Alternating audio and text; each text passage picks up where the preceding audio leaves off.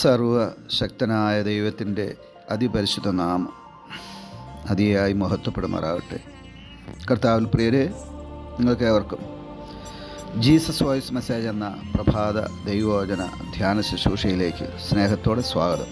അല്പസമയ ധ്യാനത്തിന് സങ്കീർത്തനം 61 1ഉം 2ഉം തിരുവചനം വായിക്കുന്നു. ദൈവമേ, എൻ്റെ നിലവിളി കേൾക്കണമേ, എൻ്റെ പ്രാർത്ഥന ശ്രദ്ധിക്കണമേ. എൻ്റെ ഹൃദയം ക്ഷീണിക്കുമ്പോൾ ഞാൻ ഭൂമിയുടെ അറ്റത്തു നിന്ന് അങ്ങയെ വിളിച്ചപേക്ഷിക്കും. എനിക്ക് അത്യുന്നതമായ പാറയെങ്കിലേക്ക് എന്നെ നടത്തണമേ.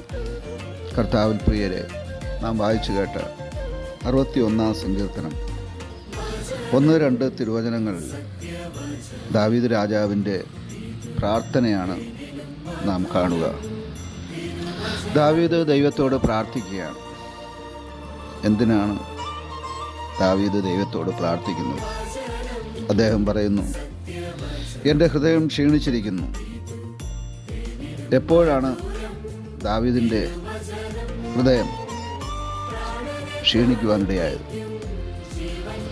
വിശുദ്ധ വേദപുസ്തകം പറയുന്നു, 1 ശമൂവേൽ 30-ാം അധ്യായം നാം പഠിക്കുമ്പോൾ,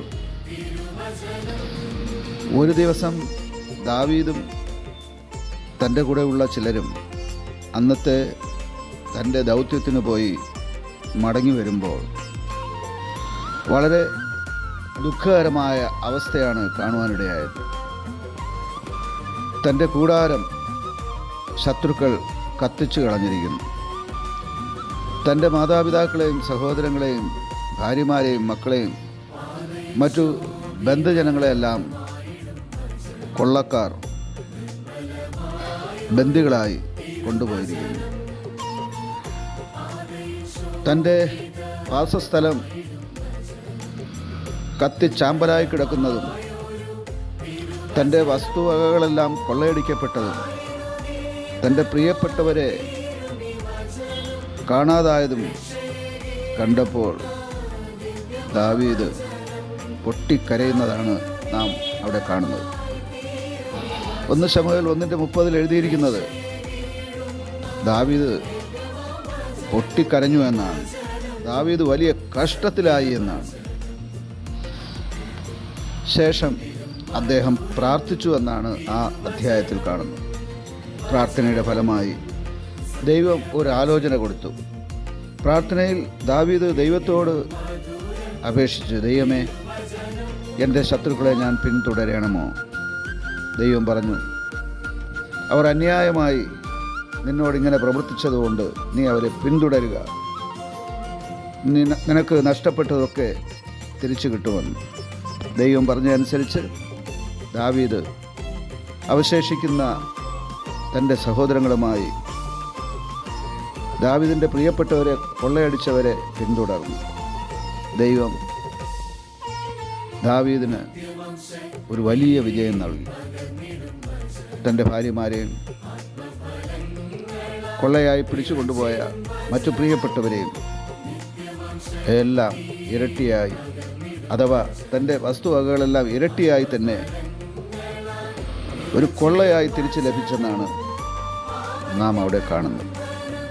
ഇവിടെ നാം ദാവീദിൻ്റെ ജീവിതത്തെ നോക്കി ഒരു പാഠം പഠിക്കേണ്ടതാണ്.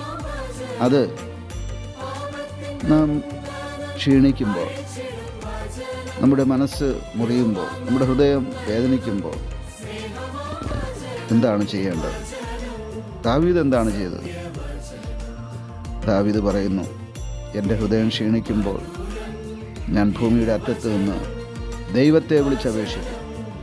എന്നിട്ട് അദ്ദേഹം തൻ്റെ വിശ്വാസ പ്രഖ്യാപനം നടത്തുകയാണ്.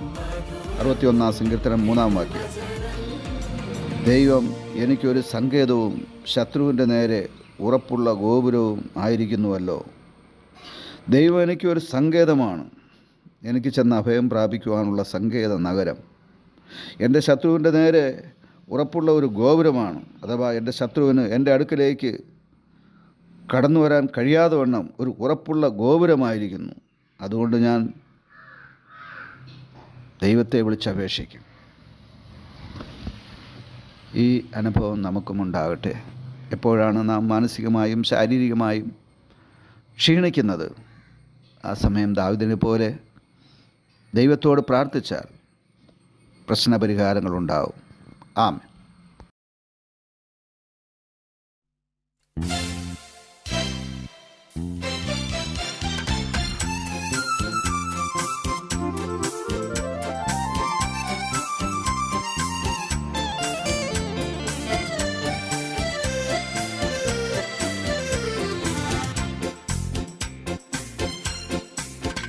നന്ദിയാലെന്നുള്ളം പൊങ്ങുന്നേ, വല്ലഭാനിൻ കൃപയോർക്കുമ്പോൾ വർണ്ണിച്ചിടാൻ സാധ്യമല്ലത് എൻ ജീവിതത്തിൽ ചെയ്ത ക്രിയകൾ. വർണ്ണിച്ചിടാൻ സാധ്യമല്ലത് എൻ ജീവിതത്തിൽ ചെയ്ത ക്രിയകൾ.